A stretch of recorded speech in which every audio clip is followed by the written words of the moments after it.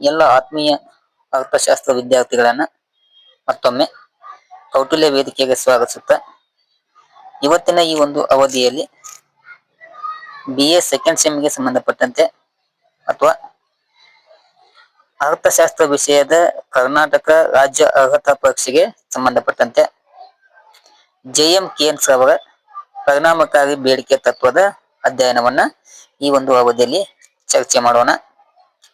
ಪರಿಣಾಮಕಾರಿ ಬೇಡಿಕೆ ತತ್ವವು JM ಕೇನ್ಸನ ಉದ್ಯೋಗ ಸಿದ್ಧಾಂತದ ಆಧಾರ ಸ್ತಂಭವಾಗಿರುತ್ತದೆ.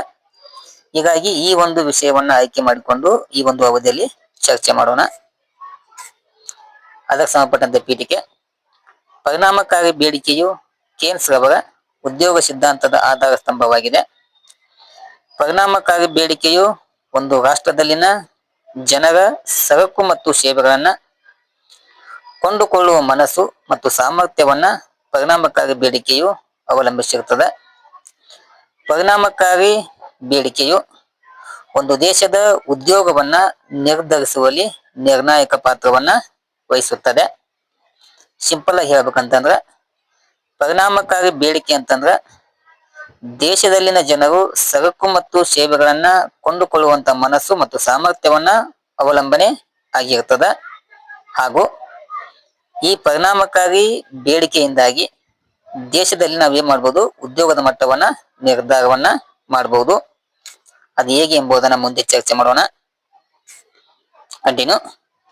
ಪರಿಣಾಮಕಾರಿ ಬೇಡಿಕೆಯು ಹೆಚ್ಚಳವಾದಂತೆ ಉದ್ಯೋಗ, ಉತ್ಪಾದನೆ, ಆದಾಯ ಹೆಚ್ಚಳವಾಗುತ್ತದೆ. ಹಾಗೂ ಪರಿಣಾಮಕಾರಿ ಬೇಡಿಕೆ ಪ್ರಮಾಣ ಕಡಿಮೆ ಆದಂತೆ ಉದ್ಯೋಗದ ಮಟ್ಟವು ಕಡಿಮೆಯಾಗುತ್ತದೆ.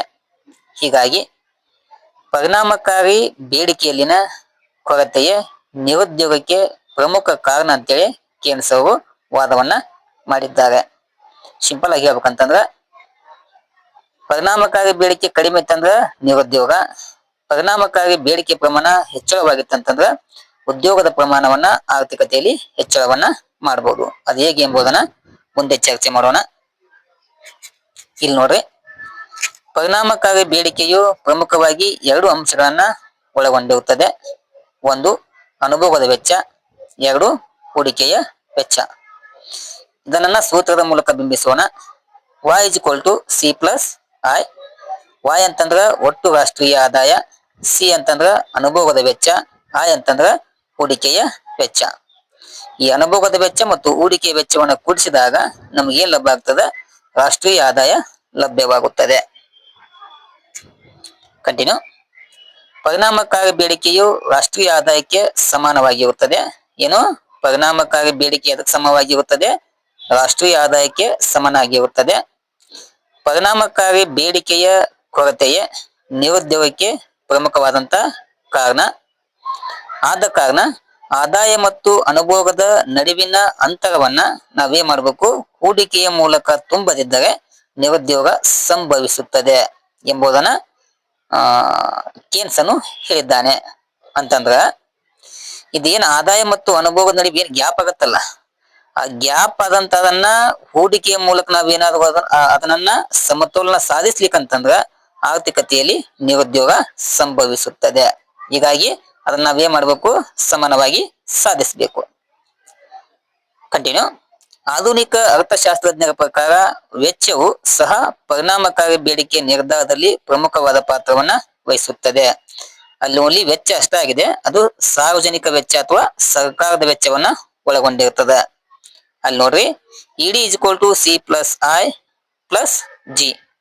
ED ಅಂತಂದ್ರ ಎಫೆಕ್ಟಿವ್ ಡಿಮಾಂಡ್ ಅಂದ್ರೆ ಪರಿಣಾಮಕಾರಿ ಬೇಡಿಕೆ, C ಅಂತಂದ್ರ ಅನುಭವದ ವೆಚ್ಚ, I ಅಂತಂದ್ರ ಹೂಡಿಕೆಯ ವೆಚ್ಚ ಪ್ಲಸ್ G ಅಂತಂದ್ರ ಸರ್ಕಾರದ ವೆಚ್ಚವನ್ನ ಈ ಪರಿಣಾಮಕಾರಿ ಬೇಡಿಕೆಯು ಒಳಗೊಂಡಿರುತ್ತದೆ. ಆಮೇಲೆ ಪರಿಣಾಮಕಾರಿ ಬೇಡಿಕೆಯ ನಿರ್ಧರಿಸುವಂತ ಅಂಶಗಳು. ಕೇನ್ಸ್ ಅವರ ಪ್ರಕಾರ ಪರಿಣಾಮಕಾರಿ ಬೇಡಿಕೆಯು ಎರಡು ಅಂಶಗಳಿಂದ ನಿರ್ಧಾರವಾಗುತ್ತದೆ. ಅವುಗಳಂತಂದ್ರ ಒಂದು ಸಮಗ್ರ ಬೇಡಿಕೆ ಬಿಂಬಕ, ಇನ್ನೊಂದು ಸಮಗ್ರ ಪೂರೈಕೆಯ ಬಿಂಬಕ. ಈ ಎರಡು ಅಂಶಗಳನ್ನ ಈ ಕೆಳಗಿನಂತೆ ಚರ್ಚೆ ಮಾಡೋಣ. ಒಂದು ಸಮಗ್ರ ಬೇಡಿಕೆ ಬಿಂಬಕ, ಅದ್ರ ಬಗ್ಗೆ ಮಾಹಿತಿಯನ್ನು ಕಲೆ ಹಾಕೋಣ. ಸಮಗ್ರ ಬೇಡಿಕೆ ಬಿಂಬಕ ಅಂತಂದ್ರ ಆರ್ಥಿಕ ವ್ಯವಸ್ಥೆಯಲ್ಲಿ ಎಲ್ಲಾ ಉದ್ಯಮಿಗಳು ವಿವಿಧ ಉದ್ಯೋಗ ಮಟ್ಟದಲ್ಲಿ ಉತ್ಪಾದಿಸಿದ ತಮ್ಮ ಉತ್ಪನ್ನಗಳ ಮಾರಾಟದಿಂದ ನಿರೀಕ್ಷಿಸುವ ಆದಾಯದ ಒಟ್ಟು ಮೊತ್ತಕ್ಕೆ ನಾವೇನ್ ಕರಿತೀವಿ, ಸಮಗ್ರ ಬೇಡಿಕೆ ಬಿಂಬಕ ಅಂತ ಕರಿತೇವೆ. ಇನ್ನೂ ಸಿಂಪಲ್ ಆಗಿ ಹೇಳ್ಬೇಕಂತಂದ್ರ ಉತ್ಪಾದಕರು ತಮ್ಮ ಸರಕುಗಳನ್ನ ಮಾರಾಟ ಮಾಡುವುದರಿಂದ ಪಡೆಯಬಹುದಾದ ಪ್ರತಿಫಲಗಳ ಮೊತ್ತದ ನಿರೀಕ್ಷೆಯೇ ಸಮಗ್ರ ಬೇಡಿಕೆ ಬಿಂಬಕವಾಗಿದೆ.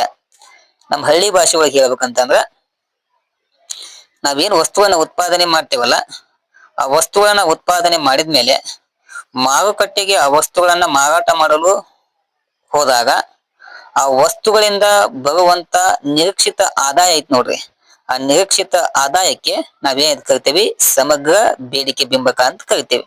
ಅದು ಕಡಿಮೆನೆ ಬರ್ಬೋದು, ಹೆಚ್ಚಿಗೆ ಕೂಡ ಬರ್ಬೋದು. ಆ ನಿರೀಕ್ಷಿತ ಇನ್ಕಮ್ಗೆ ನಾವೇನ್ ಕರಿತೇವಿ, ಸಮಗ್ರ ಬೇಡಿಕೆ ಬಿಂಬಕ ಅಂತೇಳಿ ಕರಿತೇವೆ.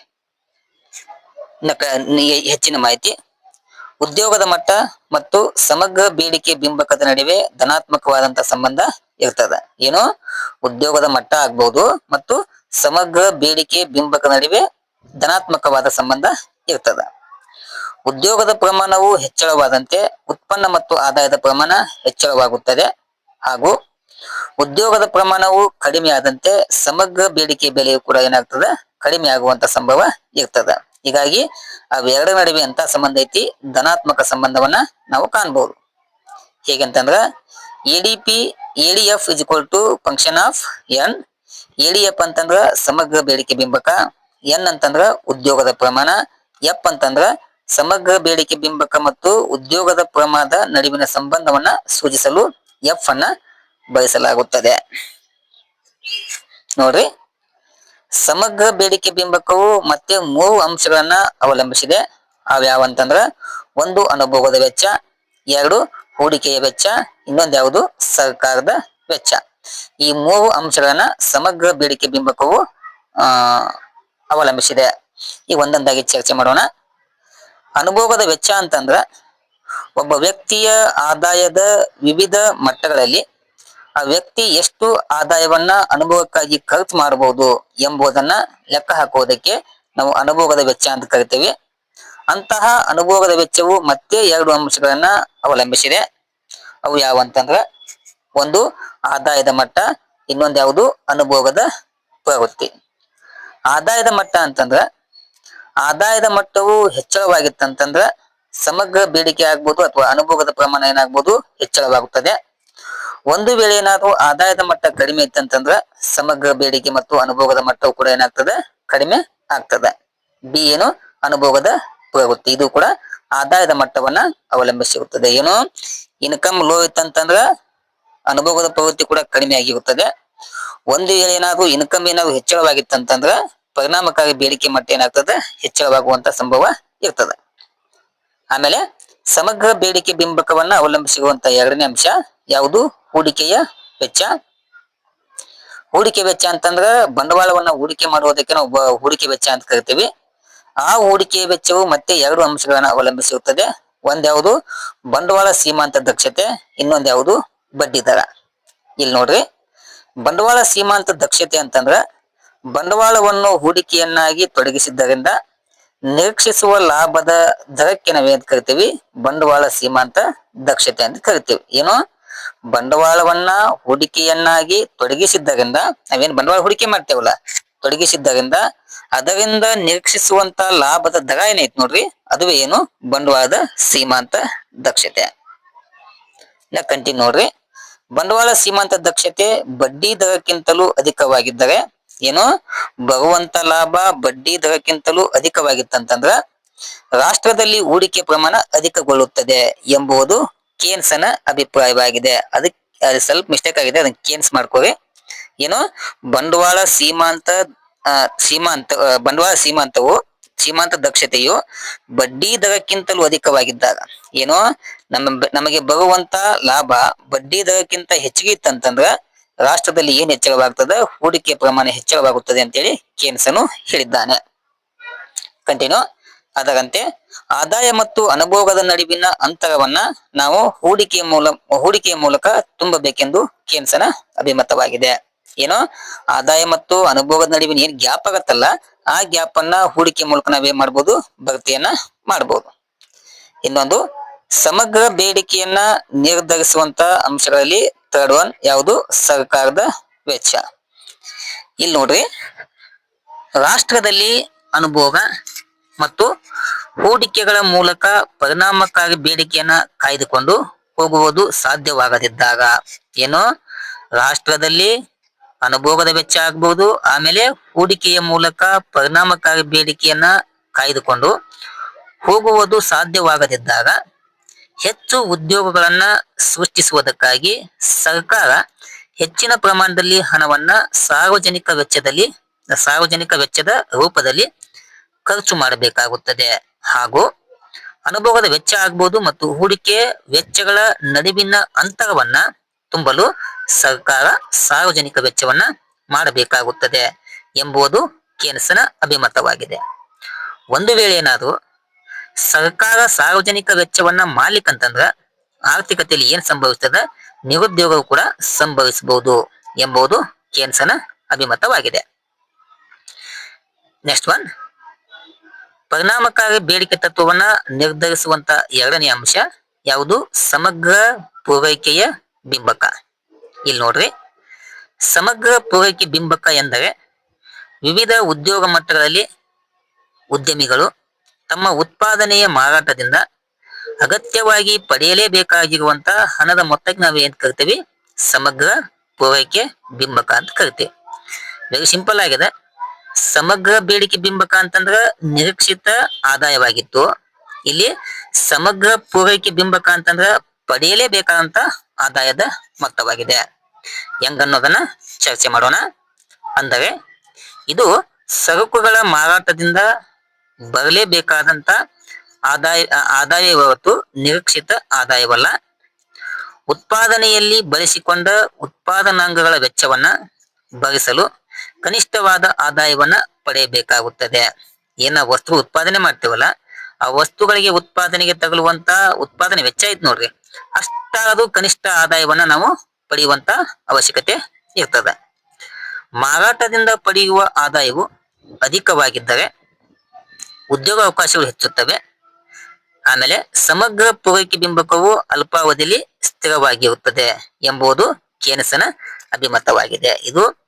ಅದು ಸಪ್ಲೈ ಆಗಬೇಕಿತ್ತು, ಮಿಸ್ಟೇಕ್ ಆಯ್ತು, ಅದನ್ನ ತಿದ್ಕೋರಿ. ಏನು, ಸಮಗ್ರ ಪೂರೈಕೆ ಬಿಂಬಕವು ಅಲ್ಪಾವಧಿಯಲ್ಲಿ ಏನಾಗಿರ್ತದೆ, ಸ್ಥಿರವಾಗಿರುತ್ತದೆ. ಇನ್ನೊಂದು ನೋಡ್ರಿ, ಇಷ್ಟೋ ಮಟ್ಟ ಸಮಗ್ರ ಬೇಡಿಕೆ ಬಿಂಬಕ ಮತ್ತು ಸಮಗ್ರ ಪೂರೈಕೆ ಬಿಂಬಕದ ಬಗ್ಗೆ ಮಾಹಿತಿಯನ್ನು ಹಂಚಿಕೊಳ್ಳಲಾಯಿತು. ಈಗ ಎರಡು ಅಂಶಗಳನ್ನ ಬಳಸಿಕೊಂಡು ನಾವೇನ್ ಮಾಡ್ಬೇಕು, ಉದ್ಯೋಗದ ಮಟ್ಟವನ್ನ ನಿರ್ಧಾರ ಮಾಡಬೇಕು.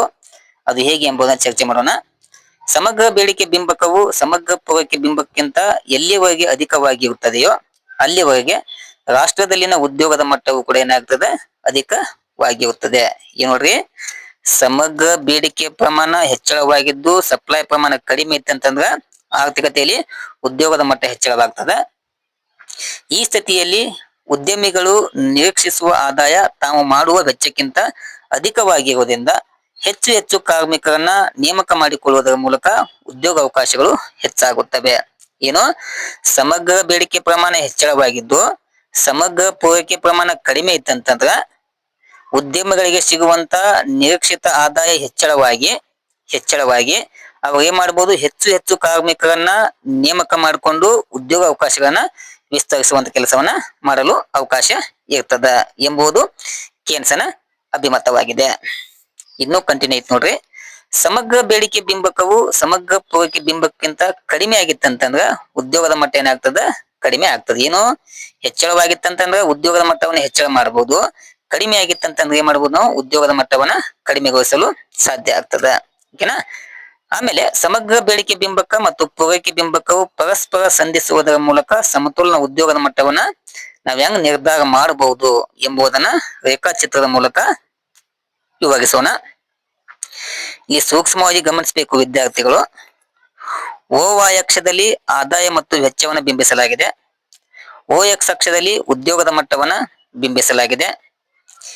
AS ಎಂಬ ರೇಖೆ ಸಮಗ್ರ ಪೂರೈಕೆ ಬಿಂಬಕದ ರೇಖೆಯಾಗಿದೆ. ಎಡಿ ರೇಖೆ ಸಮಗ್ರ ಬೇಡಿಕೆ ಬಿಂಬಕದ ರೇಖೆಯಾಗಿದೆ. ಈ ಎಎಸ್ ಮತ್ತು ಎಡಿ ರೇಖೆಯು ಈ ಬಿಂದುವಿನಲ್ಲಿ ಸಂಧಿಸುವುದರ ಮೂಲಕ ಸಮತೋಲನವನ್ನ ಸಾಧಿಸಿವೆ. ಯಾವ ಬಿಂದು? ಈ ಬಿಂದುವಿನಲ್ಲಿ. ಈ ಬಿಂದುವಿನಲ್ಲಿ ಸಮತೋಲನ ಇದ್ದಾಗ OP ಎಷ್ಟು ಆದಾಯವಿದೆ, OM ಎಷ್ಟು ಉದ್ಯೋಗದ ಮಟ್ಟ ಇದೆ. ಒಂದು ವೇಳೆ ಏನಾದ್ರು ಸಮಗ್ರ ಪೂರೈಕೆ ಬಿಂಬಕ H ನಲ್ಲಿದ್ದು ಸಮಗ್ರ ಬೇಡಿಕೆಯು G ನಲ್ಲಿ ಇದ್ದಾಗ, ನೋಡ್ರಿ ಸಪ್ಲೈ ಕರ್ವ್ ಹೆಚ್ಚಿದೆ, ಡಿಮಾಂಡ್ ಕರ್ವ್ D ಇದೆ. ಈ ಸನ್ನಿವೇಶ ಇದ್ದಾಗ ಉದ್ಯಮಕ್ಕೆ ಸಿಗುವಂತ ವೆಚ್ಚಕ್ಕಿಂತ ಆಗುವಂತ ವೆಚ್ಚಕ್ಕಿಂತ ಆದಾಯದ ಪ್ರಮಾಣದಲ್ಲಿ ಹೆಚ್ಚಳವಾಗೈತೆ. ನೋಡ್ರಿ ಎಎಸ್ ಕರ್ವ್ H ಬಿಂದುವಿನಲ್ಲಿ, ಆಮೇಲೆ ಎಡಿ ಕರ್ವ್ G ಬಿಂದು. ಈ ಸಮಯದಲ್ಲಿ ಏನಾಗ್ತದೆ, ಸಮಗ್ರ ಪೂರೈಕೆ ಬಿಂಬಕಕ್ಕಿಂತ ಸಮಗ್ರ ಬೇಡಿಕೆ ಪ್ರಮಾಣ ಹೆಚ್ಚಳವಾಗಿದೆ. ಎಲ್ಲಿ? G ಬಿಂದುವಿನಲ್ಲಿ. ಈ ತೆರನಾಗಿ ಹೆಚ್ಚಳವಾಗಿದ್ದಾಗ ಉದ್ಯಮಿಗೆ ಲಾಭ ಸಿಕ್ಕು ಉದ್ಯೋಗದ ಮಟ್ಟವನ್ನ ಹೆಚ್ಚಿಸಬಹುದು. ಅದೇ ರೀತಿ ಸಮಗ್ರ ಬೇಡಿಕೆ ಬಿಂಬಕ R ಬಿಂದು ಇದ್ದು ಸಮಗ್ರ ಪೂರೈಕೆ ಪ್ರಮಾಣ ಏನ Q ಇತ್ತಂತಂದ್ರ ಅಲ್ಲಿ ಆದಾಯಕ್ಕಿಂತ ವೆಚ್ಚದ ಪ್ರಮಾಣ ಹೆಚ್ಚಳವಾಗಿ ಉದ್ಯೋಗದ ಮಟ್ಟ ಏನಾಗ್ತದ, ಹೆಚ್ಚಳವಾಗುವಂತ ಸಂಭವ ಕಡಿಮೆ ಆಗ್ತದ. ಈಚೆ ಕಡೆ ಲಾಸ್ ಆಗ್ತದ, ಇಲ್ಲಿ ಲಾಭ ಆಗ್ತದ ಎಂಬುದನ್ನ ಈ ರೇಖಾಚಿತ್ರದ ಮೂಲಕ ನಾವೇನ್ ಮಾಡ್ಬೋದು, ತಿಳಿದುಕೊಳ್ಬಹುದು. ಅದಕ್ಕೆ ನಮ್ಗೆ ಹೆಚ್ಚಿಗೆನೂ ಬೇಡ ಕಡಿಮೆನೂ ಬೇಡ ಅಂತಂದ್ರ ನಾವು ಈ ಬಿಂದುವಿನಲ್ಲಿ ಸಮತೋಲನವನ್ನ ಸಾಧಿಸುವುದರ ಮೂಲಕ OP ಎಷ್ಟು ಆದಾಯ, OM ಎಷ್ಟು ಉದ್ಯೋಗವನ್ನ ಪಡ್ಕೊಳ್ಬಹುದು. ನೋಡ್ರಿ, G ಮತ್ತು H ಇದು ಲಾಭ, Q ಮತ್ತು R ಇದು ಉದ್ಯಮದ ನಷ್ಟವನ್ನ ತೋರಿಸುವಂತ ಒಂದು ಚಿತ್ರವಾಗಿದೆ. ಓಕೆನಾ? ಅದಕ್ಕೆ ಸಂಬಂಧಪಟ್ಟಂತ ಇಲ್ಲಿ ವಿವರಣೆ ಐತಿ. ಈ ವಿವರಣೆಯನ್ನ ಮನೆಯಲ್ಲಿ ಏನ್ ಮಾಡ್ಕೋರಿ, ಚೆನ್ನಾಗಿ ನೋಟ್ ಮಾಡ್ಕೊಂಡು ಎಕ್ಸಾಮ್ ಒಳಗೆ ಮೆನ್ಷನ್ ಮಾಡ್ರಿ. ಓಕೆನಾ? ಆಮೇಲೆ ಕೊನೆಗೆ ಈ ಪರಿಣಾಮಕಾರಿ ಬೇಡಿಕೆ ತತ್ವದ ಮಹತ್ವ ಏನು ಎಂಬ ಚರ್ಚೆ ಮಾಡೋಣ. ಇದರ ಮಹತ್ವ ಒಂದೇದ್ದು, ಇದು ಉದ್ಯೋಗದ ನಿರ್ಧಾರವನ್ನು ಮಾಡುವಲ್ಲಿ ಯಶಸ್ವಿಯಾಗಿದೆ. ಪೂರ್ಣೋದ್ಯೋಗ ಸಿದ್ಧಾಂತವನ್ನ ನಿರಾಕರಣೆ ಮಾಡಿದೆ. ವೇತನ ಕಡಿತ ತತ್ವದ ಅವಾಸ್ತವಿಕ ಸ್ವರೂಪವನ್ನ ಕಡೆಗಣಿಸಿದೆ. ಇದು ಹೂಡಿಕೆ ಆಗಬೇಕಿತ್ತು, ಹೂಡಿಕೆಯಾಗಿದೆ. ಹೂಡಿಕೆಯ ಪಾತ್ರವನ್ನ ಹೆಚ್ಚಳವನ್ನ ಮಾಡಿದೆ. ಏನು? ಹೂಡಿಕೆಯ ಪಾತ್ರವನ್ನ ಹೆಚ್ಚಳ ಮಾಡಿದೆ. ಆಮೇಲೆ ಸಮೃದ್ಧಿಯ ನಡುವೆ ಬಡತನದ ವಿರೋಧಾಭಾಸವನ್ನ ವಿವರಣೆ ಮಾಡಿದೆ. JB ಶೇರವರ ಮಾರುಕಟ್ಟೆ ನಿಯಮವನ್ನು ನಿರಾಕರಣೆ ಮಾಡುವಂತ ಕೆಲಸವನ್ನ ಮಾಡಲಾಗಿದೆ. ಓಕೆನಾ? ಇದು ಹೂಡಿಕೆ ಆಗಬೇಕಿತ್ತು,